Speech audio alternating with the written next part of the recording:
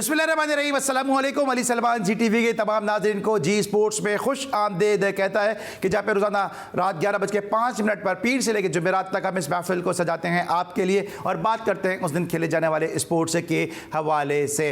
आज का हमारा शो बड़ा एक्सक्लूसिव शो है क्योंकि आज हम पाकिस्तान क्रिकेट के हवाले से, पाकिस्तान के माजी के हवाले से, पाकिस्तान के हाल के हवाले से, पाकिस्तान क्रिकेट के मुस्तकबिल के हवाले से बात करेंगे। आज हमारे शो में मौजूद होंगे पाकिस्तान के स्टाइलिश ओपनिंग बैट्समैन, पाकिस्तान के फॉर्मर कोच और एक ऐसे प्लेयर कि जिनको आपने पीएसएल में भी हमारे साथ थ्रू आउट द ट्रांसमिशन देखा और आज के शो में खुसूसी तौर पे हमने उनको मदऊ किया है। हमारे साथ मौजूद होंगे lords of lords Mohsin Hasan Khan sahab. लेकिन सबसे पहले प्रोग्राम का फॉर्मेट, आज की टॉप स्टोरीज। अगर भारत अपनी टीम पाकिस्तान नहीं भेज सकता तो हम कैसे भारत जाएं? एशिया कप के मैचेस न्यूट्रल मुकाम पर रखने की तजवीज़ दी है chairman PCB Najam Sethi. Asia cup के 2 ममालिक में इनेकाद पर गौर नहीं करेगी। एशिया कप का मेज़बान पाकिस्तान मुकम्मल इवेंट कराने के लिए दबाव डाल रहा है। भारतीय बोर्ड पाकिस्तान ना जाने के फैसले पर कायम है। भारतीय क्रिकेट बोर्ड, मैं नहीं चाहता जैसा मेरे साथ हुआ बाबर आजम या किसी और के साथ हो। मेरा बाबर को मशवरा है कि प्लेयर्स के साथ रवाबित बढ़ाएं और परफॉर्मेंस पर तवज्जो दें। सरफराज अहमद, न्यूजीलैंड के खिलाफ सीरीज में अपनी मुकम्मल टीम खिलाएं। आकिब जावेद, कौमी फास्ट बॉलर शाहीन शाह अफरीदी का टांगम शायर काउंटी क्रिकेट क्लब से मुआहदा हो गया। इंटरनेशनल क्रिकेट का बहावलपुर में होना बहुत मुश्किल है। इंटरनेशनल क्रिकेट के लिए शहर में 5 स्टार होटल का होना ज़रूरी है। मुशीर खेल पंजाब वहाब रियाज।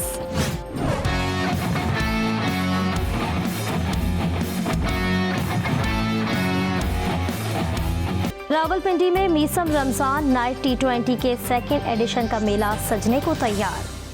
ये नाज़रीन, ये थी आज की टॉप स्टोरीज और मोहसिन हसन खान साहब ने हमें ज्वाइन कर लिया। उनसे बात करेंगे पाकिस्तान क्रिकेट के मामलात के हवाले से। सबसे पहले तो मोहसिन भाई ये बताइएगा कि तो ये जो टीम में 4-5 प्लेयर को रेस्ट दिया गया, फिर उनको खिलाया गया, उसके जो नताइज सामने नहीं आए, लोगों ने जो है वो कहना शुरू कर दिया कि जी हमने गलत फैसला किया, तो आप इस पूरी तमाम सिचुएशन को किस तरह से एनालाइज करेंगे?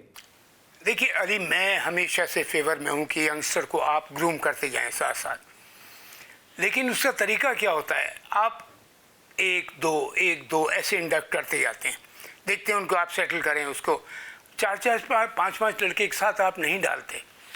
अब 2020 का वर्जन ऐसा है कि फिर भी ये मतलब क्विक क्रिकेट है, इसमें आप डाल देते हैं। लेकिन अगर आप मेरी बात, मैं जिसमें बिलीव करता हूँ, जो मैंने अपनी अपब्रिंगिंग में देखा कि एक या दो आप नए लड़के इंडक्ट करें जिनको साथ होता रहे। अब यहाँ जो अफगानिस्तान इसके सीरीज़ की आप बात कर रहे हैं, शारजा वाली, आई थिंक 5 लड़के इसमें नहीं खेले। और मैं ऑनेस्टली स्पीकिंग 1-2 लड़के जैसे आए, जब मैंने आपके साथ प्रोग्राम भी कर रहा था मैं GTV के लिए, तो मैं कह रहा था कि ये साइम जो है, ये है आज़म है, ये लड़के, और दूसरा जो ओपनिंग मिडल ऑर्डर बैट्समैन है, प्लीज़ ये जो फास्ट बॉलर है एहसानुल्लाह, ये ज़मान खान, ये लोग बड़े अच्छे लड़के हैं, इनको वो करना चाहिए। लेकिन मैं एक बात से डिसअपॉइंट हुआ बैटिंग के पॉइंट ऑफ व्यू से, साइम से और आज़म से, ऑनेस्टली स्पीकिंग, बिकॉज मैं उनको रेट फील करता हूँ कि ये बहुत अच्छे प्लेयर फ्यूचर में बन सकते हैं। लेकिन यहाँ मैं अपने जो नाकदीन है उनको ये कहूँगा कि एकदम से ये ना करें कि जी इनको निकाल दो बाहर, इनको कर दो। मैं अगर देखिए यहाँ पे एक बात ज़रूर कहूँगा कि मैं 5 के 5 नए लड़के नहीं खिलाता एक मैच में। हाँ, ये है कि 3 मैच की सीरीज़ थी, 2 मैच तो एक इनिंग्स में ज़रूर देना चाहिए, लेकिन आप उसको डिवाइड करके खिलाते। और फिर आप ये देखिए, आप इसको कंबाइन करना चाहिए आपको। ये जो अफ़गानिस्तान में सीरीज़ हुई है अफ़गानिस्तान से, और जो न्यूजीलैंड में यहाँ होम सीरीज़ होने वाली है, उसमें भी काफ़ी T20 के मैचेस हैं, वनडेज भी है दूसरा, तो इसको डिवाइड करें। ये ना करें कि एक साथ खिला दिया आपने। अब ये लड़के में देखा जाए तो 5 के 5 लड़कों में एक लड़के ने बहुत ज़बरदस्त शाइन किया है, and he is a wonderful prospect for Pakistan. मैं आपको बता रहा हूँ, ये एहसानुल्लाह, उसको अपना ख्याल रखना पड़ेगा। फास्ट बॉलर है, उसका रनअप बड़ा ज़बरदस्त है, उसका बॉलिंग हाई में एक्शन है, बहुत अच्छा है। उसको अब शारजा की पिच पे, जो कि एकदम से तरह से डेड पिच होती है, अगर वो वहाँ पे बैट्समैनों को प्रॉब्लम दे रहा है, और उसकी मैंने एक बड़ी अच्छी बात नोट की कि वो बाउंसर पे उसका गेंद ऊंचा नहीं आता, सिर्फ just short of a length भी उसका गेंद यहाँ पे ऊंचा आता है, जो कि बड़ी प्रॉब्लम हो जाती है बैट्समैन को, ख़ास तौर पे शॉर्ट वर्जन में, अगर नए गेंद से एकदम से इतनी तेज़ गेंद और इस साइड पे आना शुरू हो जाए। तो ये लड़के ने बड़ी प्रॉमिस शो की है। लेकिन मैं फिर भी कहूँगा कि दूसरे जो लड़के गए थे, ये मत करें कि उनको क्या आपने खिलाया उन्होंने नहीं किया परफॉर्मेंस तो आप उन्हें बाहर कर दें। Give them a proper chance आगे, और जैसे न्यूजीलैंड आ रही है और भी है, लेकिन साथ में जो फिर मैं एक बात कहूँगा, एक एक दो दो लड़के इंडक्ट करें। ये नहीं कि 4-5 कर दिए, 6 कर दिया, आपने सबको खिला दिया उसमें, ठीक है आपने खिला दिया, नहीं हुआ उनसे परफॉर्मेंस कोई बात नहीं, लेकिन उसमें प्रॉस्पेक्ट है, आगे भी उनका ख्याल रखें। के मौसम में बहुत सारे लोगों का ये भी कहना है कि जो सीनियर को भी कुछ शामिल करना चाहिए था, तमाम के तमाम यंग टीम नहीं भेजनी चाहिए थी। हालांकि अगर देखा जाए तो यंग टीम तो ये वैसे भी नहीं है, ये कह सकते हैं कि इनको मौका जो है वो पहली मरतबा मिला है, क्योंकि कोई अंडर 16 से खेलता हुआ आ रहा है, कोई डोमेस्टिक में एक तपस्या करता हुआ आ रहा है, तो यंग टीम तो खैर ये नहीं है। लेकिन जो सीनियर का इंडक्शन था, अब लोग ये बातें कर रहे हैं कि जी इनके कुछ ना कुछ इनके साथ सीनियर भी होने चाहिए। आप समझते हैं कि सीनियर्स का होना जरूरी था इस टीम में? देखिए, अगर आपने लोगों की बातों पे जाना है तो फिर आप सिलेक्शन करें मत, आप लोगों से पूछ लें। यही फ़र्क होता है एक आम देखने वाले में, एक सिलेक्टर में। देखिए, सिलेक्टर जो होता है या सिलेक्शन पूरी कमेटी होती है, कोच होता है, उनकी एक आय होती है, वो देखते हैं कि इस लड़के में पोटेंशियल है ना। अब मैंने जो PSL में देखा, जैसे मैं साइम की बात कर रहा हूँ और जो आज़म है वो है, बैटिंग की बात कर रहा हूँ फ़िलहाल, और जो तीसरा लड़का मिडिल ऑर्डर का भी जो है, इनमें मुझे पोटेंशियल नज़र आया कि हाँ भाई ये लड़के फ्यूचर के हैं। अब चांस उनको मिला। पहले 2 मैच में जो मैंने नोट किया, शारजा में पिच बहुत ही अजीब पिच थी, बॉल बल्ले पे नहीं आ रहा था, फंस रहा था पिच में, रुक रहा था गेंद, तो फ्लो नहीं। लेकिन यहाँ मैं कहूँगा कि यहाँ एक नया लड़का अपनी जगह ऐसी बना सकता है कि वो जो देखने वाले और जो एक्सपर्ट्स हैं कि वो कहेंगे देखो दूसरों की कितनी प्रॉब्लम हो रही थी, सीनियर बैट्समैन को प्रॉब्लम हो रही थी, लेकिन इस यंग लड़के ने कितनी अच्छी तरह अपने आप को एडजस्ट किया। अब साइम ने तीसरे मैच में रन्स किए हैं, अगर मैं गलत नहीं हूँ 40 कुछ किया था, लेकिन first 2 matches were very important, because आप जब सीरीज़ हार जाते हैं, आप उनसे अगर 3 मैचेस की सीरीज़ हार गए तो वो उनका तो बूस्ट अप वो कर गए। और क्वालिटी ऑफ क्रिकेट से आई एम सॉरी, मैं शारजा में बहुत डिसअपॉइंट हुआ। हम किस तरह की क्रिकेट खेल रहे हैं, पहले 2 मैच में हमने इतनी ऑर्डिनरी क्रिकेट खेली है, तीसरे मैच में आपने थोड़ी सेंसिबिलिटी वाली क्रिकेट खेली, ज़रा अच्छी क्लास की क्रिकेट खेली, आपने उनको आउट क्लास कर दिया। और ये भी आप कह सकते हैं कि पहले 2 मैच में वो बहुत अच्छा खेले, हाँ बिल्कुल। और मैं शुरू में कह रहा था कि आप अफगानिस्तान को बिल्कुल लाइटली मत लीजिए, ख़ास तौर पे T20 में, बिकॉज शॉर्टर वर्जन में ये डेंजरस टीम है। तो लेकिन उसके हिसाब से जो हमारी, मैं एक बात हमेशा रियलाइज़ करता हूँ कि अपनी स्ट्रेंथ उस पर बनाओ जो सामने वाले की वीकनेसेस हों, सामने वाली टीम की, लेकिन ये भी रखो कि सेल्फ कॉन्फिडेंस कि भाई हम इनको, भला हम 4-5 नए लड़के डाल रहे हैं, और लाइक यू सेड कि 4-5 नए लड़के, लेकिन अली एक बात तो कहूँ कि इस फर्स्ट क्लास क्रिकेट में और अपने जो होम डोमेस्टिक क्रिकेट है और इंटरनेशनल क्रिकेट में एक ज़मीन आसमान का फ़र्क पड़ जाता है। ये प्रेशर्स होते हैं जो देखा जाता है कि एक यंग लड़का किस तरह उठा रहा है। ऐसी नहीं जो को आगे डेब्यू पे या उस पर कोई 50 या 100 कर दे तो ऐसी ऑर्डिनरी प्लेयर वो नहीं होता। वो शो करता है कि मैं इंटरनेशनल मैच में भी उतना अच्छा हूँ जितना डोमेस्टिक में अच्छा हूँ। तो यहाँ मैं मुझे आई स्टिल फील कि आज़म हुआ, ये सैम हुआ, और तीसरा जो तैयब है लड़का, उसको ये बड़े अच्छे प्रॉस्पेक्ट हैं बैटिंग के, लेकिन उनको चाहिए कि प्रूव करें। ये नहीं कि वेट करें कि जी हमें 10 चांसेस मिले। 10 चांसेस ना, वो कहते हैं ना, first impression is the last impression. आते ही आप ग्रैब करो सिचुएशन को, भला आप अच्छी बॉल पे आउट हो जाओ, नो प्रॉब्लम। ये हमेशा, मैं जब कोच था, मैं अपने सारे प्लेयर से कहता था अच्छी बॉल पे आउट होना कोई वो ऐसी बात नहीं है, लेकिन अगर गंदा शॉट मार के आउट हो जाए या गलत शॉट मार के, वो प्रॉब्लम है।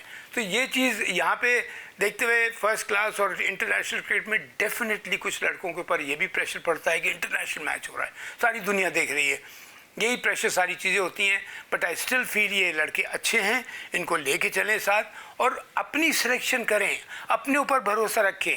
लोगों की बातों पे जाएंगे, वो तो आपको पता है, आप दिन की बात कर रहे हैं या घंटों में या मिनटों में डिसीजन चेंज हो जाते हैं। तो अपने में सेल्फ कॉन्फिडेंस रखिए, भाई ये लड़का हमने लिया है, हम इसको प्रॉपर चांस देंगे। ये नहीं कि हम इसको खिलाते रहेंगे, प्रॉपर चांस देंगे, उसके बाद भी नहीं करेगा तो हटाएंगे। मौसम में अगर हम जूनियर्स की बात करते हैं कि जिनको अभी पहले मरतबा मौके मिले, आज़म खान को दूसरी मरतबा पाकिस्तान की टीम में शामिल किया गया, वो इस तरह से परफॉर्म नहीं कर सके। आप हमेशा इस बात की बड़ी आपने एडवोकेसी की है कि आज़म खान बड़ा टैलेंट है, इसमें बड़े स्ट्रोक्स हैं। ये जो तीसरे मैच में आज़म खान को ड्रॉप करना था, इस फैसले को आप किस तरह से देखते हैं? क्योंकि दूसरी तरफ हम देख रहे हैं कि अब्दुल्ला शफीक चार डक करते हैं, चार डक करके उनको खिलाया जाता है। हैदर अली को मुसलसल जो है वो खिलाया जाता रहा और बार बार उनको मौके दिए जाते रहे। आज़म खान ने 5 रन स्कोर किया आखिरी इनिंग में, उसके बाद उनको ड्रॉप कर दिया गया। ये किस तरह से फैसला देखते हैं? आपको लगता है कि टीम के अंदर जो वो जस्टिस नहीं है? देखिए, जहाँ तक मेरी इन्फॉर्मेशन है, मैं यही पूछा था कि आज़म खान क्यों नहीं खेला है। पता चला वो इंजर्ड है, उसको कोई चोट लग गई है। तो अगर ये खबर आपकी सही है, आप ज़्यादा वेल इन्फॉर्म्ड होंगे कि ड्रॉप किया है। अगर ड्रॉप किया है तो मेरे हिसाब से ठीक नहीं किया, और अगर इंजरी थी, कोई प्रॉब्लम थी, तो मुझे कोई बता रहा था कि कीपिंग करते वक्त उसे कोई प्रॉब्लम हो गई थी जिसमें उसको इंजरी हो गई थी, जिसकी वजह से नहीं खिलाया। ये भी वजह है तो ठीक है, नो प्रॉब्लम। आज़म खान को मेरे हिसाब से अगर वो इंजर्ड नहीं था, तीसरा मैच भी देना चाहिए था। बल्कि just like I said, New Zealand आ रही है, इसमें भी ट्राई आउट करें, बिल्कुल दें। इसलिए एक प्लेयर की आप कैरियर 1-2 इनिंग पे नहीं ख़त्म कर सकते उसका। अगर वो परफॉर्मेंस बड़ा हाई क्लास परफॉर्मेंस देके आया है कि आपने उसे सिलेक्ट किया है, तो आप उसको और जनरल इंप्रेशन ये दें कि जी हमने इस लड़के को बिल्कुल फेयर चांस दिया, अब ये नहीं कर पाया, इसकी बैड लक है। तो कल वो लड़का भी कंप्लेन नहीं करेगा, वो यंग लड़का जो है।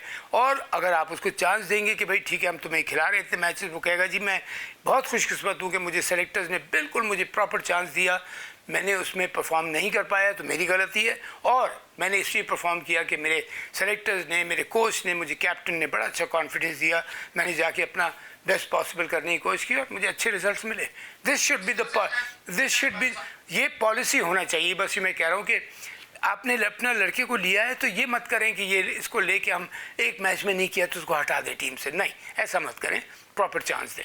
और जिस तरह से साइम अयूब को मिलाया जा रहा है कि जी पाकिस्तान को दूसरा सईद अनवर मिल गया, आपको नहीं लगता कि टू अर्ली टू से है कि अभी उनको मजीद खेलना है, मजीद परफॉर्म करना है? सईद अनवर बनने के लिए बहुत टाइम चाहिए। इससे पहले हमने बासित अली को ज़ाया किया, मियादाद मिल गया, हाफिज शाहिद एक बॉलर आए थे कि जी हमें मार्शल मिल गया, मुश्ताक अहमद आए तो हमें अब्दुल कादिर मिल गया, मंजूर इलाही आए तो हमें इयन बोथम मिल गया। ये हमारे मुल्क के अंदर मिलाया जाता है। कबीर खान आए तो वसीम अकरम मिल गया। तो ये भी साइम अयूब को जो ये मिलाया जा रहा है, रिजेम्बलेंस दी जा रही है, ये इस बच्चे के कैरियर के लिए कितना नुकसानदेह हो सकता है? बिल्कुल बिल्कुल, मैं इससे बिल्कुल एग्री करूंगा कि आप ये कह सकते हैं अगर किसी का स्टाइल मिलता हो, स्टांस खड़े होने का मिलता हो। अब सईद अनवर तो ऐसी तो इतना बड़ा प्लेयर नहीं बना ना, उसने भी काफ़ी टाइम लिया, उसने भी काफ़ी शुरू में स्ट्रगल किया था। सब करते हैं थोड़ा बहुत, कोई होते हैं लकी कि जो पता लगा पहले मैच से परफॉर्मेंस देना शुरू कर देते हैं। बैट्समैनों की बात कर रहा हूँ। तो यहाँ साइम अयूब में तो मुझे तो टैलेंट नज़र आया, मुझे तैयब में भी नज़र आया, आज़म में भी नज़र आया। कोई लड़का परफॉर्म कर लिया है, किसी ने नहीं कर लिया। लेकिन जो आगे मैचेस आ रहे हैं, डिस्कार्ड मत करें किसी को ज़बरदस्ती। अगर आप देखेंगे हाँ इसको हमने इतने मौके दे दीजिए कि अपनों को प्रूफ करना चाहिए था, उसके बाद वो ना करे फिर आप उसको हटाएं, अदरवाइज ना करें। अच्छा, इमाद वसीम के हवाले से भी आप काफ़ी वोकल रहे। हमारे जो PSL के शोज़ थे, आपने उसमें कहा कि मैं 4-5 जो ऑलराउंडर मैं जिनको बनाना चाहता था ऑलराउंडर, उनमें एक इमाद वसीम भी थे। कितना मुतासर किया आपको इमाद वसीम ने, और आप इनकी इस परफॉर्मेंस से सेटिस्फाई हैं या आप समझते हैं कि जो पोटेंशियल है इनके अंदर उसके मुताबिक ये परफॉर्म नहीं कर सके, इनको मजीद बेहतर करना चाहिए था? इमाद वसीम ने मुझे राइट फ्रॉम डे वन जब वो आया है पाकिस्तान टीम में, और जैसे आपने सही कहा कि जैसे 3-4 लड़के थे, इमाद वसीम है, नवाज़ है, शादाब है और अपना अनवर अली, इसके लिए मैं कहता कि इन 4 ऑलराउंडर्स को मैं ऐसा तैयार करता अली कि वनडे और T20 में तो ख़ास तौर पे, बिकॉज 6, 7, 8 ये है बैटिंग की जगह जहाँ पे आपका मैच ऊपर नीचे हो रहा था अगर ऊपर कोई प्रॉब्लम हो गई हो वो बैटिंग ऑर्डर में। नहीं तो ऊपर से भी अगर परफॉर्मेंस हो रहा हो तो फिर ये उसको कैपिटलाइज करते हैं। अगर ऊपर से अच्छी स्टार्ट नहीं हुआ तो ये टीम को संभाला देके फिर ये टीम को मैच जिताते हैं। तो अगर आपकी टीम में 4 ऑलराउंडर्स हैं 6, 7, 8 पे, ख़ास तौर पे इस जगहों पे, तो आप you have 90% chances of winning the match. इसलिए कि वो आपकी बैटिंग में भी आपको मैच जिता सकते हैं, आपको बॉलिंग में मैच जिता सकते हैं। साथ में फील्डर अच्छा होना बहुत ज़रूरी है। और ये चारों में नाम ले रहा हूँ, नवाज़, इमाद वसीम, शादाब एंड अनवर अली, ये चारों लड़के फील्डर भी बहुत अच्छे हैं। और आजकल फील्डिंग का जो डिपार्टमेंट है हमें अभी भी मैं देखता हूँ उस पर हम कॉन्सेंट्रेट नहीं कर रहे हैं। अली फील्डिंग वो डिपार्टमेंट है जो आपको हारा हुआ मैच जिता देती है और जीता हुआ मैच हरवा देती है। ख़राब फील्डिंग इतनी इंपॉर्टेंट है फील्डिंग। और शादाब को एज ए कैप्टन किस तरह आप देख रहे हैं, क्योंकि 2 मैचेस में शिकस्त हुई, तीसरे मैच में शादाब ने ना सिर्फ मैच जीता बल्कि 1 साइडेड मैच जीता, मैन ऑफ द मैच भी हुए। तो शादाब एज ए कैप्टन किस तरह रेट करेंगे, क्योंकि अगर बाबर के बाद कप्तानी की बात करते हैं तो फिर रिजवान भी लाइन में लगे हुए हैं, शाहीन शाह अफरीदी के लिए भी लोग बात कर रहे हैं और अब शादाब भी हैं जो पहले से नायब कप्तान थे। तो शादाब एज ए कैप्टन आपने किस तरह से इनको रेट किया है? देखिए, अब ये तो उन पे डिपेंड करता है ना कि सेलेक्टर्स पे, कोच पे, क्या है, चेयरमैन पे। कप्तान आप ऐसी, कप्तान को आप मजाक ना बनाना कि जिसको दिया इसको बना दिया। जैसे हमारी एक दफ़ा टीम में जब ये लोग सईद अनवर वगैरह खेल रहे थे, आमिर सुहेल और ये वसीम अकरम, सर मैंने देखा 7-8 कैप्टन जो थे टीम में खेल रहे थे। आपने इतनी जल्दी रैपिड चेंजिंग की है। रैपिड चेंजिंग मत करें आप जिसको, फॉर एग्जांपल आप एक प्लेयर को कप्तान बनाते हैं, उसको प्रॉपर मौका दें कि वो अपने आप को प्रूव करे एज अ कैप्टन। अब बाबर के लिए जैसे मैं बात करता हूँ कि बाबर आराम से one of the best batsman in the world today, लेकिन उसके ऊपर हल्का सा क्वेश्चन मार्क है कप्तानी का। तो उसको अगर आप कैप्टन आपने बनाया है, आप उसका कॉन्फिडेंस से मत लें। रेस्ट देना नो प्रॉब्लम, रेस्ट देना बिल्कुल सही है, देना भी चाहिए। बल्कि इन लड़कों को तो खुद, लेकिन मुसीबत ये होती है लड़के, देखिए मैंने जो बात नोट की है ख़ास तौर पे, हमारे ज़माने में ये नहीं होता था।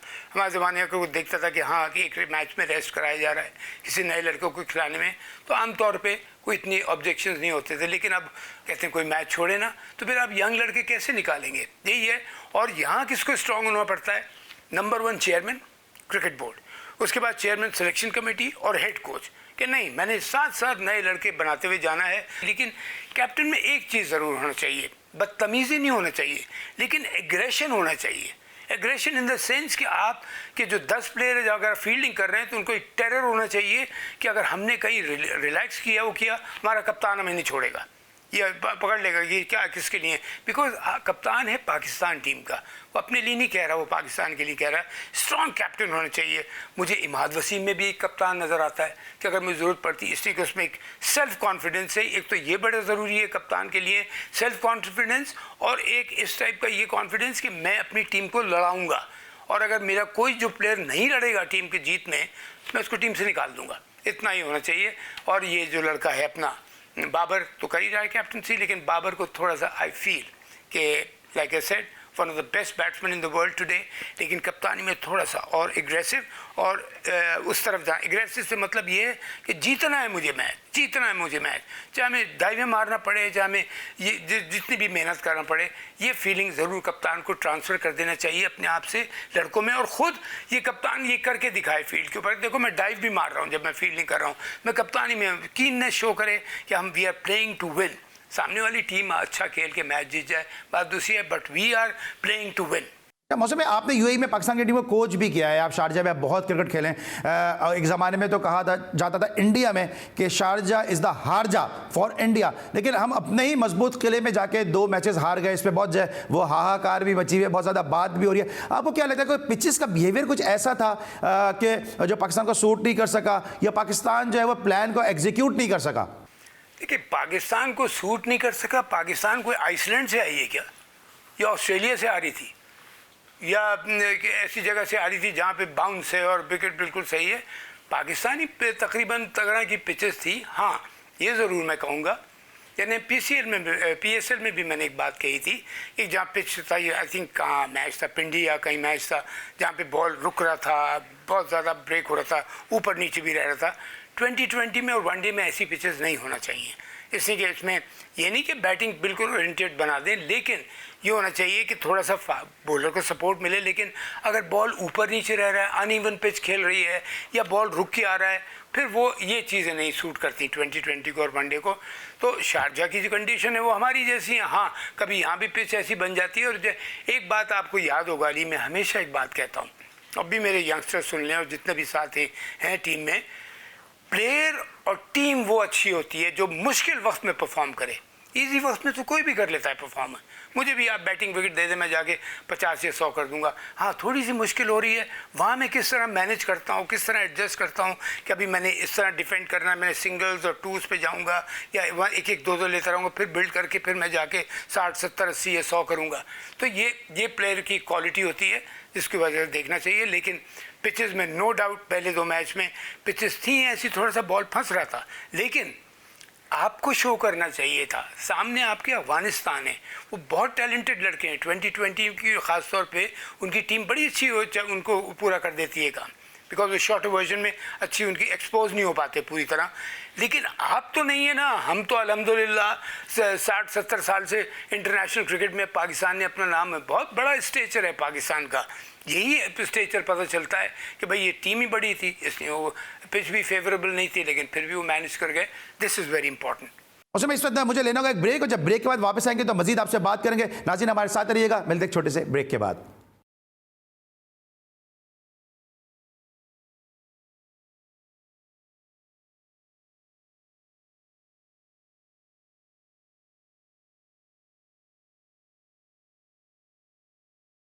Welcome back after the break. हम बात कर रहे हैं पाकिस्तान के स्टाइलिश ओपनिंग बैट्समैन और lords of lords Mohsin Hasan Khan sahab से। मोहसिन भाई, अब ये ओवरऑल बताइएगा कि क्या इस सीरीज से हमने कुछ खोया, क्या हमने इससे पाया? क्योंकि लोग ये बात कर रहे हैं कि जी इनमें से बहुत सारे प्लेयर का मुस्तकबिल अब ख़त्म हो चुका है, सीनियर प्लेयर आ जाएंगे, इनको मौके नहीं मिलेंगे। आपको लगता है कि इन प्लेयर को अब डिस्कार्ड कर देना चाहिए, भूल जाना चाहिए, या लगता है आपको कि इनको कंटेंशन लिस्ट में रखना चाहिए? देखिए, मैं इस चीज़ में बिलीव नहीं करता कि सीनियर प्लेयर आएंगे, इनको मौके मिलेंगे। तो क्या आपने क्या खानापुरी के लिए भेजा था? नहीं, आपने चांस दिया। क्या बड़े से बड़ा प्लेयर, मैं आपको बता रहा हूँ, बैट्समैन मैंने देखा है, 2 क्या वो 4-4 इनिंग्स में फ्लॉप हो जाता है। तो लेकिन आप जब लड़के को लाइक ए सेट कि इसको, अगर मैं इस बार सिलेक्शन कमेटी में होता तो मैं इसको टारगेट सिर्फ अफगानिस्तान सीरीज़ नहीं बनाता, मैं इसको बनाता अफगानिस्तान सीरीज़, न्यूजीलैंड सीरीज़ जो अब होम सीरीज़ होने वाली है, या कहीं और हमारा अगर 2020 का छोटा वर्जन है, ये क्लब करता मैं इसको तकरीबन के 7, 8, 10 इनिंग्स हैं, इसमें मैं देखूंगा बारी बारी। ये नहीं कि एक लड़कों को 10 मैच खिला दूंगा अगर वो फ्लॉप हो रहा होगा, लेकिन 3-4 मैचेस खिलाऊंगा, फिर रेस्ट देके या किसी और को इंडक्ट करके फिर उसको वापस खिलाऊंगा। कि प्लेयर को भी ये पता होना चाहिए कि मुझे मेरी सिलेक्शन कमेटी ने, मेरे कैप्टन ने, मेरे क्रिकेट बोर्ड ने बिल्कुल फेयर चांस दिया, मैं नहीं परफॉर्म कर पाया, मैं this is my bad luck, या मेरी परफॉर्मेंस नहीं थी, उसकी कोई और वजह पे उस पर ना डाली जाए कि सिलेक्शन कमेटी ने 1 मैच खिलाया और मुझे हटा दिया, ये कोच ने 1 मैच खिलाया कैप्टन ने और उसके बाद हटा दिया मुझे। ये ना करें। नए लड़के, देखिए नया ब्लड जो है ना, ये ऐसे नहीं बन जाता। बहुत से प्लेयर एकदम बने हुए आते हैं, पहले मैच में पता लगा परफॉर्म कर दिया। बहुत से ऐसे प्लेयर होते हैं जो प्रूफ कर। ग्राहम गूच कितना बड़ा, मैं बड़ी मिसालें दे सकता हूँ। जब वो आया था, उसके वो किंग डक था, पहली बॉल पे दोनों इनिंग्स में आउट हुआ था, पहली बॉल के ऊपर दोनों इनिंग्स में, जो जिसको किंग डक बोलते हैं ये। तो लेकिन उसके बाद उन्होंने उसको खिलाया। ग्राहम गूच क्या दुनिया का one of the best opening batsman बना। तो ये चीज़ों का ख्याल रखना चाहिए कि 1-2 इनिंग पे एक प्लेयर को ना टेस्ट करें। 1-2 इनिंग पे अगर आपने उसको खिला के, देखिए बड़ी इंपॉर्टेंट बात कह रहा हूँ मैं सिलेक्शन कमेटी के लिए, कैप्टन के लिए, कोच के लिए, कि अगर 1-2 इनिंग के बाद आपने उसको बाहर निकाल दिया तो इसका मतलब आपकी सिलेक्शन गलत थी, इसका मतलब आपकी आई नहीं थी कि आप जज नहीं कर सके ये प्लेयर कितना अच्छा है। ये चीज़ बहुत इंपॉर्टेंट है। तो आप इस सारे ब्लेम पर हम भी कह सकते हैं बड़ी ख़राब सिलेक्शन की थी आपने, तो इस वजह से वो फ्लॉप ही होना था उसने। लेकिन आपने जब अपनी तरफ से सिलेक्शन की है सही तरह, क्रिटिसिज्म तो देखिए लोग आपको तारीफ़ और सुनने को कम मिलता है, क्रिटिसिज्म ज़्यादा मिलता है, उसकी आप फिक्र ना करें। आप फेयर अपनी सिलेक्शन करें, फेयर चांस दें नए लड़के को, चाहे बैट्समैन हो या बॉलर हो। पर मैं यहाँ कहता, मुझे बड़ी खुशी है कि एहसानुल्लाह ने वाकई बहुत इंप्रेस किया। क्योंकि न्यूजीलैंड की जो टीम आ रही है उसमें कई प्लेयर ऐसे हैं जो आईपीएल खेलने के लिए जाएंगे, तो वो भी एक आइडियल प्लेटफॉर्म हो सकता है कि हम मजीद जो है वो इन प्लेयर को मजीद ग्रूम करने के लिए मजीद इनको मौके फराहम करें। तो आपको लगता है कि सीनियर्स के आने के बाद इन प्लेयर्स को इसी तरह से अप्रोप्रिएट अपॉर्चुनिटी मिल सकेगी? मिलना चाहिए। मैं ये नहीं कि देखिए अब आप अफगानिस्तान से आप सीरीज़ हारे, अच्छा नहीं हुआ, बिल्कुल अच्छा नहीं हुआ।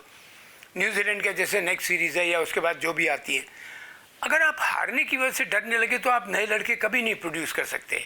आप एक अच्छी, और नए लड़के इसलिए आपने प्रोड्यूस करना है कि जो 11 में लड़के खेल रहे हैं उनको पता होना चाहिए कि हमारे पीछे बैकअप तैयार बैठा हुआ है।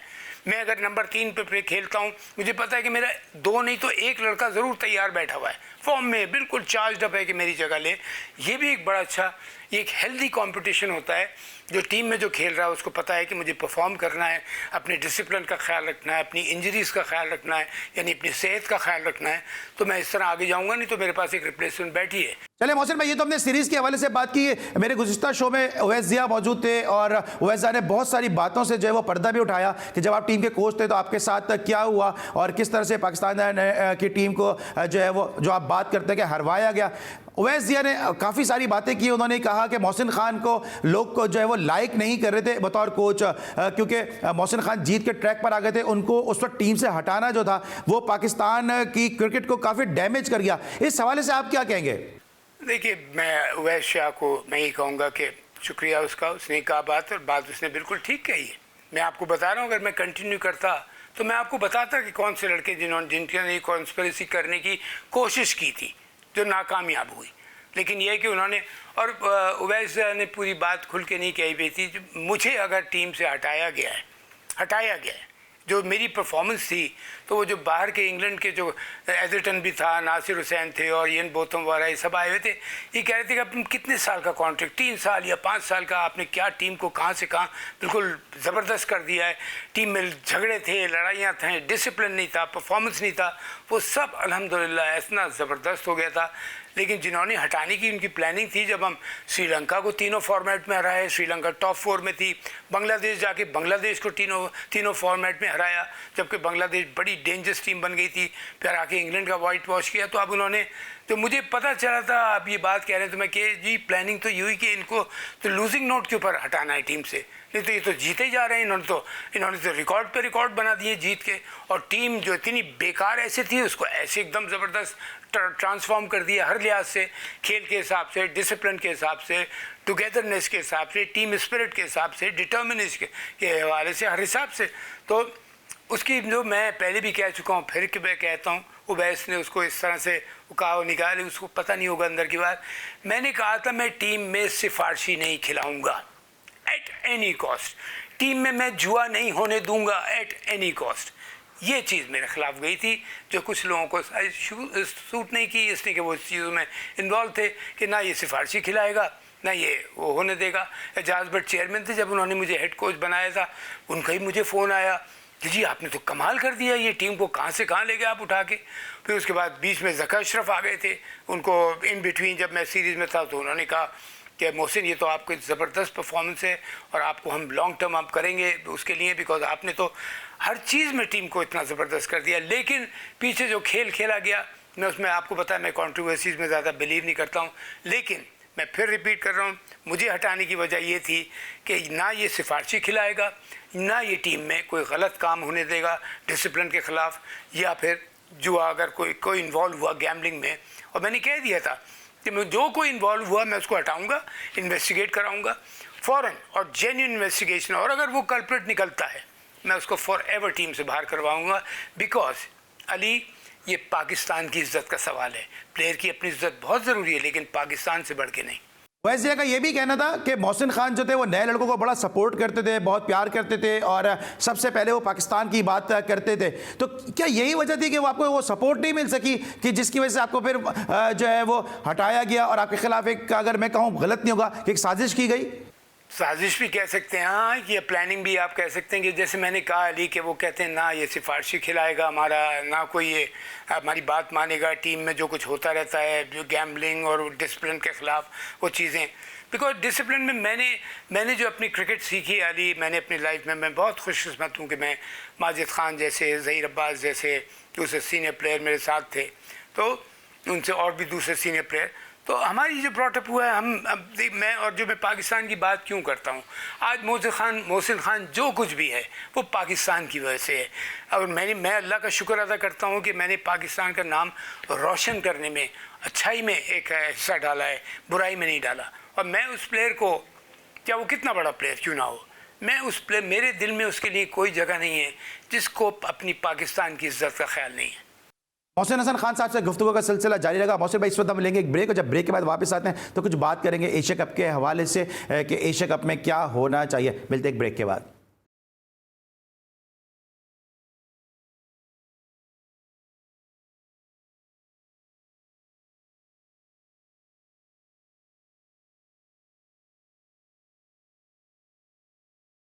Welcome back after the break. और ब्रेक के बाद बात करेंगे मोहसिन हसन खान साहब से। मोहसिन भाई, आज 30 मार्च है और 30 मार्च वही दिन था कि जब मोहाली में हम इंडिया से 2011 में हारे थे। आप उस वक्त पाकिस्तान की टीम के चीफ सिलेक्टर थे, शुएब अख्तर उस वक्त टीम का हिस्सा थे। शुएब अख्तर ने कहा है कि हमें इंडिया से वर्ल्ड कप में शिकस्त का बदला लेना है। सबसे पहले तो ये बताइए कि जब आप टीवी पे मैच देख रहे थे और पाकिस्तान एक ऐसा मैच जो जीत सकता था, स्लो बैटिंग की वजह से हार गया, कुछ सईद अजमल का जो बॉल था जिसको तेंदुलकर खेलना चाहते थे उसको जो है वो गलत तरीके से जो दिखाया गया और जिसकी वजह से सचिन तेंदुलकर सरवाइव कर गए, पाकिस्तान वो मैच हार गया। उस वक्त आपकी क्या सोच चल रही थी और आप किस तरह उस मैच को एनालाइज कर रहे थे? गलती तो थी। अब ये मुझे नहीं पता कि दानिस्ता थी या ना दानिस्ता थी, इंटेंशनल थी कि नहीं थी, लेकिन डेफिनेटली बहुत अफसोस हुआ। अली वो मैच हमें जीतना चाहिए था। मैं खुद उसके लिए, आपको पता है, काफ़ी बातें भी उठी कि यार ये इस वजह थी, वो वजह थी, क्या थी, लेकिन मुझे इनसाइड की बात नहीं पता। हाँ, मैं टीम के साथ होता, अगर मैं एक कोच की हैसियत से या अगर मैं एज ए चीफ सेलेक्टर में वहाँ गया हुआ होता, बल्कि मुझे भेज भी रहे थे मेरा क्रिकेट बोर्ड, मैंने कहा जी मैं नहीं जाऊँगा इसमें। उस वक्त प्लेयर्स के ऊपर कोई प्रेशर नहीं पड़ना चाहिए, वो खेले अपने कि हमारा चीफ सेलेक्टर भी यहाँ गया है, तो मैं जानबूझ के नहीं गया था। लेकिन डेफिनेटली बहुत अफसोस हुआ था। और अगर खेल के अलावा हम हारें, खेल के अलावा अगर हम हारें किसी और वजह से, तो that is very very bad. और मैं अल्लाह के फजल से एक गारंटी देता हूँ कि मैं जब भी टीम का कोच हुआ या टीम का कुछ हुआ, बल्कि अब तो नहीं, अब तो मैं कोचिंग का अगर मुझे ऑफ़र भी दी गई थी या बात की गई थी, मैंने कहा नहीं जी मैं इंटरेस्टेड नहीं हूँ। अब मैं जाऊँगा तो इंशाल्लाह दूसरे ओहदे पे जाऊँगा जब भी मुझे मेरे क्रिकेट बोर्ड की मेरी ज़रूरत पड़ी। लेकिन मैं टीम को इस तरह नहीं हारने देता कि क्रिकेट के अलावा, खेल के अलावा मैच हार गए। उसमें मैं आप उसको चीफ सेलेक्टर थे, आज 30 मार्च है, हम उसी हवाले से ज़्यादा बात भी कर रहे हैं। आप उस वक्त चीफ सेलेक्टर थे और शुएब अख्तर को आपने, जिस तरह आपने मेरे ही PSL के शोज़ में बहुत ज़्यादा मरतबा कहा कि आपने शुएब अख्तर का भरपूर ट्रायल लेने के बाद, शदीद गर्मी में ट्रायल लेने के बाद आपने शुएब अख्तर को पाकिस्तान की टीम में सिलेक्ट किया। तो आपको क्या फील हुई इस वक्त? आपको क्या आपकी सोच थी? कितना आपने इस बात को सोचा कि शुएब अख्तर को ड्रॉप कर दिया गया? गो कि वहाब रियाज ने आउट किया, परफॉर्म किया, लेकिन शुएब अख्तर बहरहाल एक ब्रांड है, एक नाम है। उस वक्त जब आपको पता चला कि उनको ड्रॉप किया गया है तो आपको क्या लगा था कि गलत फैसला हो गया है या वक़ार ने दानिस्ता तौर पे फैसला जानबूझ के क्यों किया है? देखिए, पहली बात तो मैं एक बात ज़रूर कह दूं, बड़ा अच्छा सवाल किया आपने। ब्रांड के ऊपर मैं नहीं जाता, मैं जाता हूं परफॉर्मेंस पे। चाहे कितना भी आपकी ब्रांड ना हो, आप परफॉर्मेंस, ब्रांड आपका हो, परफॉर्मेंस का, हमने कोई फेस्टिवल मैच थोड़ी खेल रहे हैं। लेकिन मुझे एक बात का बड़ा अफसोस था, मैं नाम नहीं लूँगा, आपको पता है उस वक्त कोच कौन था, हेड कोच कौन था। उससे पहले भी हम बहुत दफ़ा टीम में जो सेलेक्ट करते थे, वो कुछ लड़कों को सेलेक्ट करते थे कि ये इन मैचेस में खेला जाएगा, उसे जाके इसको पर देख लेंगे कि इसका टीम में या तो नया लड़का है या फिर कमबैक है, जो भी है, दोनों सिचुएशन में नया लड़का और कमबैक। अब वो जाके टूर पे पॉलिसी चेंज हो जाती थी, नया लड़का पता लगा बैठ के टूर से वापस आ जाता था, जिसका कमबैक कर रहा है उसको गलत जगह पे खिला दिया, उसके मतलब की विकेट नहीं है उस पर खिला दिया। तो ये चीज़ें नहीं होना चाहिए। और मैं, यकीन कीजिए कि मैं एक बात हमेशा ही कहता था कि जब मैं टीम सेलेक्ट करता था एज ए चेयरमैन, तो मैं कैप्टन को और कोच को, हेड कोच को अपने साथ लेके करता था। हम तीनों उस पर सिग्नेचर करते थे कि ये हमारी टीम है, मेरी टीम या तुम्हारी टीम नहीं है। तीन जब ये कह रहे हैं तो फिर मैं उनको प्लानिंग बताता कि जी ये लड़के हमने इस वजह से सेलेक्ट किया है, ये लड़का इस वजह से सेलेक्ट किया है, आप मौका देखिए। डेफिनेटली कोच और कप्तान वहाँ पे जहाँ मैचेस खेले जा रहे हैं उसके बहुत ज़्यादा वो होते हैं, उनको हर सारी सिचुएशन का पता होता है। लेकिन जिस प्लानिंग से आपने भेजा है, आप उस प्लानिंग से अगर नहीं खिलाएंगे, अब शुएब अख्तर की, अब आई वाज शॉक्ड कि Shoaib Akhtar why was he dropped. अगर उसको लेके आप गए हैं और वो उसने कम बैक किया था, मैंने नो डाउट उसका बहुत सख्त इम्तिहान लिया था फिटनेस का, टेस्ट का, और उसने पूरा उस पर उतरा था वो। तो जब मैंने उसको टीम लिया था, और लेकिन वो क्या है वहाँ, लाइक आई सेड कि आप टीम किस प्लानिंग से भेजते हैं, उनसे बात करने के बावजूद कप्तान और कोच को, मैं अपने हेड कोच को अपने साथ बिठाया करता था कि ये इस प्लानिंग से हमने बनाई है, इस तरह से आपने खिलाना है। कहते थे ठीक है, वहाँ जाके कुछ और हो जाता था। अब कौन कोच था सब आपको पता है। लेकिन मैं ये कह रहा हूँ कि खुदा के वास्ते पर्सनल इंटरेस्ट पे मत देखें। आप देखिए पाकिस्तान का इंटरेस्ट क्या है। इस वजह से हमारी क्रिकेट ने बहुत सफ़र किया अली, ये सिफारिशों की वजह से और पर्सनल लाइक्स एंड डिसलाइक्स, इन चीज़ों ने हमारी क्रिकेट को बहुत सफ़र किया है। नहीं तो अल्हम्दुलिल्लाह, और मैं अल्हम्दुलिल्लाह कह के बात कह रहा हूँ, इसलिए नहीं कह रहा हूँ कि मैं पाकिस्तानी सिर्फ हूँ। पाकिस्तान इतना टैलेंटेड मुल्क है कितनी खराबियों के बावजूद भी पाकिस्तान वर्ल्ड क्लास प्लेयर्स पैदा करती है, जिसमें बैट्समैन भी, फास्ट बॉलर्स भी, स्पिनर्स भी, विकेट कीपर्स भी, क्या नहीं। तो इस चीज़ को अगर आप सोचें कि अगर इसको मेरिट पे काम किया जाए, मैं बड़ा नहीं बोल रहा हूँ, मैं अल्लाह का शुक्र अदा कर, मैंने बोला था मेरिट के ऊपर काम होगा। और जो तीनों लगातार सीरीज़ हमने सामने वाली टीम को लिटरली परेशान कर दिया था कि ये क्या क्रिकेट खेलना शुरू हो गए एकदम से। बस कुछ नहीं, अब मैं उस पर डिटेल में नहीं जाऊँगा। लड़कों को रियलाइज़ करा था पाकिस्तान के लिए खेल रहे हैं, अपने घर के लिए नहीं। इस तरह जान मारनी है, प्लानिंग देता था, सारा कुछ करता था। लेकिन जब आप पर्सनल लाइक्स एंड डिसलाइक्स पे चले जाएंगे तो फिर रिजल्ट तो पाकिस्तान के लिए अच्छे नहीं आएंगे। और अब 2023 का जो वर्ल्ड कप है वो इंडिया में है। वसीम अकरम ने कहा है कि इंडिया जो है वो वर्ल्ड कप में फेवरेट है। दूसरी तरफ बाबर आजम का कहना है कि हम इंडिया को हम हरा सकते हैं। रमीज़ आजा साहब, जिनका आप शायद नाम भी सुनना नहीं चाहते, उनका ये कहना है कि इंडिया को इंडिया में हराना नामुमकिन है। अभी ऑस्ट्रेलिया ने जो इंडिया को इंडिया में हरा के उनका नामुमकिन तो ख़त्म कर दिया। आपके ख्याल में पाकिस्तान की टीम के क्या इम्कानात हैं इस 2023 के वर्ल्ड कप में? नहीं, देखिए किसने क्या कहा, मैं खुद जहाँ तक आप नाम भी नहीं सुनना चाहता। मैं देखिए किसी भी ऐसे इंसान का नाम नहीं सुनना पसंद करता जिसने पाकिस्तान की इज़्ज़त को ठेस पहुंचाई है। मैं कोई भी है, चाहे वो गैम्बलिंग में हो या किसी और चीज़ में हो, मैं उनके लिए मेरे दिल में कोई जगह नहीं है। पाकिस्तान एक ऐसी टीम है, इंडिया को आप रहने दें, इंडिया की तो कंडीशंस हमारी तो ऑलमोस्ट सिमिलर हैं। क्लाइमेटिकल कंडीशन भी और जो पिच का नेचर होता है, आमतौर पे अब पिच अगर ख़राब बना दी जाए वो बात दूसरी, लेकिन छोटे वर्जन में T20 में, वनडे में तो हमेशा बैटिंग ओरिएंटेड पिच बनती है। और पाकिस्तान टीम में जो टैलेंट है, अब भी जो लड़के हैं मैं देखता हूँ, मैं कहता हूँ, और उस वक्त भी जब मैं चीफ सेलेक्टर था, चेयरमैन सिलेक्शन कमेटी था, तो चेयरमैन एजाज भट्ट ने कहा मोहसिन तुम्हें क्या प्रॉब्लम लग रही है? मैंने कहा जो हमारा पोटेंशियल है हम उस पर नहीं खेल पा रहे। तो फिर जब उन्होंने मुझे कोच बनाया, उन्होंने कहा मोहसिन तुमने जो मुझसे बात की थी, अब देखो मैं तुम कितना टीम को पोटेंशियल बनाते हो। मैंने कहा देखिएगा, इंशाल्लाह कोशिश करूँगा। और देख लिया सारे पाकिस्तान ने क्या, सारी क्रिकेट की दुनिया ने देख लिया कि टीम ऐसे कहाँ से कहाँ अल्हम्दुलिल्लाह कामयाबी की तरफ हर डिपार्टमेंट में परेशान हो गई थी। साले इंग्लैंड जो उस वक्त वर्ल्ड नंबर 1 थी, श्रीलंका भी टॉप की थी, उनको हराया, वो परेशान। बांग्लादेश जो जाके रहा है। और इंग्लैंड को जब हमने वाइट वॉश किया तो आई टेल यू व्हाट, वो उनको समझ नहीं में आ रहा था कि हमें शौक लगाई ये क्या हुआ है कि इन्होंने तो हमें आउट क्लास कर दिया पाकिस्तान ने। तो बस ये था कि अपने पोटेंशियल पे खेलने वाली बात है। और सिंसेरिटी बहुत बड़ी चीज़ है अली, अगर आप सिंसेयर हैं ना अपने। और देखिए जहाँ अपने मुल्क का सवाल आ जाए, मुल्क के सवाल तो आपको दूसरी तरफ सोचना ही नहीं चाहिए कि मैं मुल्क को कोई नुकसान ना पहुँचा दूँ। भला खेल क्यों ना हो, भला कोई फील्ड क्यों ना हो। अब हम क्रिकेट की बात कर रहे हैं तो क्रिकेट जो है पाकिस्तान में, बल्कि इंडिया में भी और दूसरे मालिक में, ख़ास तौर पे अपने मुल्क में, तो फैमिली गेम है। या माँ बाप, बड़े बुजुर्ग, छोटे जवान, बच्चे सब साथ बैठ के मैच देखें, फैमिली गेम है। ये हमारे कल्चर का एक पार्ट है।